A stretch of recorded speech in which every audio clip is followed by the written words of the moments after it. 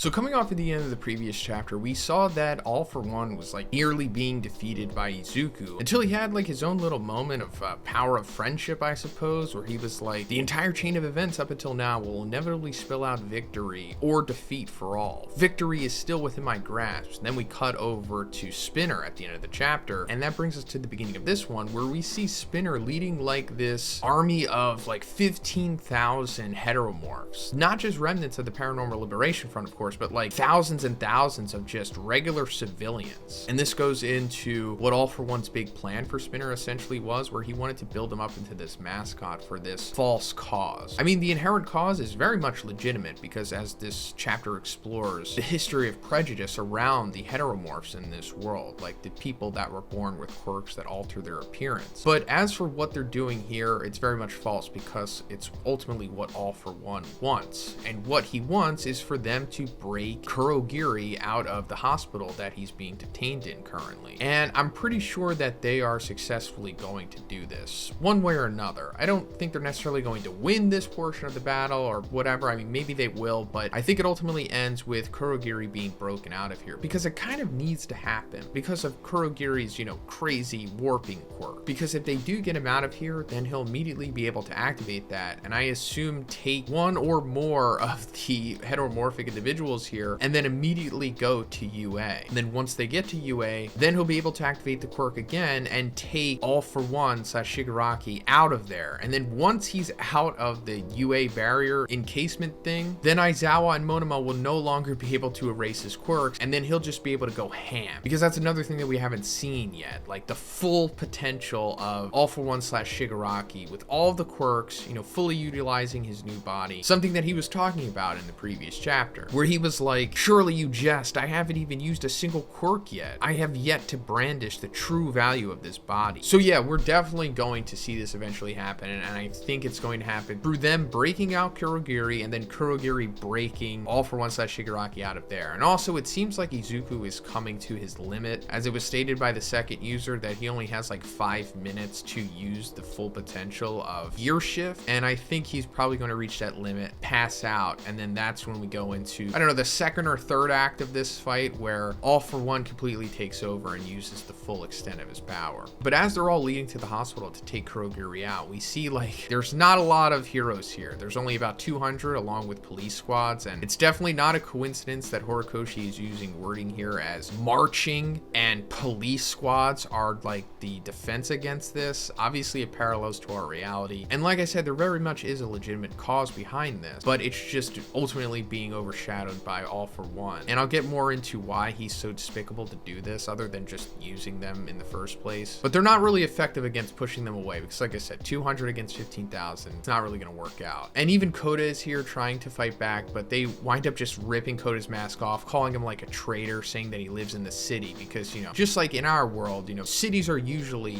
progressive and more welcoming to accepting everyone despite how different they could be. But when you get outside of the cities and you go into like the smaller rural areas or towns or whatnot, that's when it gets pretty conservative and the prejudice is really evident. It's very much the same in the My Hero world. But also while this is all happening, we see this masked heteromorph from the Paranormal Liberation Front. We've seen him multiple times and he's giving this speech, going over everything that we just essentially talked about. But he also says that, the history of the paranormal is a history of violence against what looks different. Order 66, the Great Jedi Purge. Obviously this is a Star Wars reference, like Order 66 is the order that Palpatine gave to the clones to, flip their switch, and then they suddenly just started taking out all the Jedi. But in this instance, it's referencing this moment in history where like a whole bunch of heteromorphs were just killed seemingly because they look different. Because going further into that, he says, when asked about his reasons, a man that took part in these massacres simply said they were gross. And if we look at this panel of this, Order 66 happening, we could see this guy right here, and I'm pretty sure this is All For One. Like, come on, it looks exactly like him. The same suit, the same proportions of like the jacket and the way that his shirt collar pops over the top of it, same haircut. He's even reaching up his right hand. He doesn't even have a weapon like the others in this panel, and because that's how the All For One quirk works. So yeah, I'm pretty sure this is All For One, meaning that he was the one who orchestrated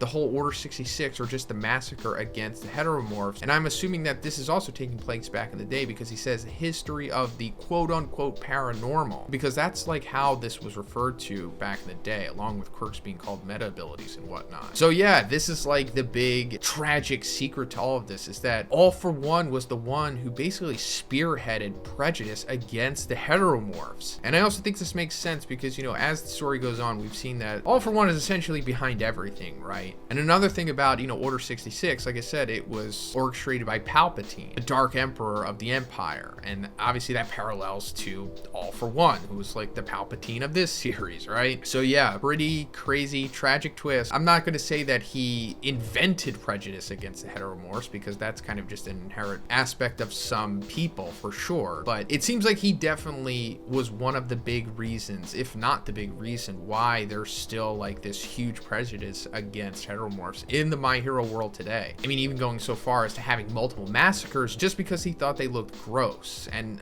that goes into him being gross for now using them for his cause. Like, he's just manipulating Spinner. Like, obviously he doesn't care about them. He doesn't care about all of these heteromorphs. Speaking of him using Spinner, we see Spinner in this chapter not even be able to understand what's going on here, because as those speeches are being made and he's like, I have no idea what they're talking about. Since All For One gave me this power, my mind is going blank. This is in reference to before the war started, All For One like gave Spinner this giant quirk or whatever, and he's like, whatever, I'll just do as I was told and take Kurogiri back. So yeah, I'm pretty sure this means that on top of All For One giving Spinner the giant quirk, he also did something else to make him subservient. It's also necessary because Spinner was never really like All For One's boy. Spinner was more so ride or die for Shigaraki, and he obviously knew that, so he kind of had to do this to make sure that Spinner would do his bidding. But right after this reveal, Shoji suddenly shows up and gives him an octoblow, and Shoji starts trying to be the voice of reason here, despite being called a traitor, of course, which we knew was coming. But he's like, you know, what does attacking the hospital have to do with your cause? You know, back in the first war, when we invaded Jakku Hospital, the heroes made sure that everyone was evacuated first, like before they started attacking the high-end Nomus and Yujiko and all that stuff. And he's like, what about you guys? Have you even thought about that? And then we actually see some of the heteromorphs like, oh, you're right.